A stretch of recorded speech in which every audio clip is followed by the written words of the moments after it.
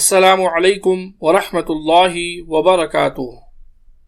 اس video میں ہم جانیں گے کہ کھانا کھانے سے پہلے اور کھانا کھانے کے بعد کون سی دعائیں پڑھنی چاہیے۔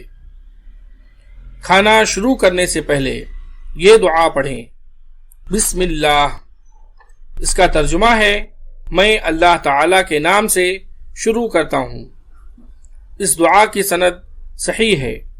یہ دعا ترمذی حدیث نمبر 1858 میں موجود ہے۔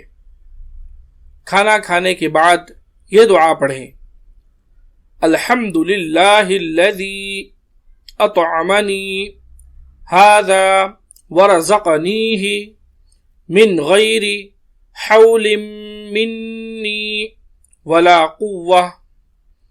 اس کا ترجمہ ہے: تمام تعریفیں اللہ تعالیٰ کے لیے ہیں جس نے ہمیں کھانا کھلایا اور یہ رزق عطا کیا بغیر کسی طاقت اور قوت کے۔ اس دعا کی سند صحیح ہے۔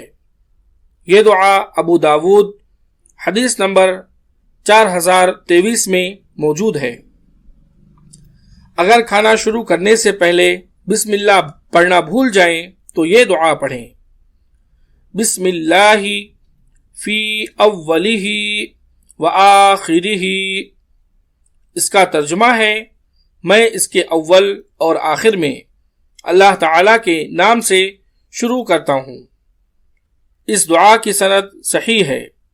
یہ دعا ترمذی حدیث نمبر 1858 میں موجود ہے۔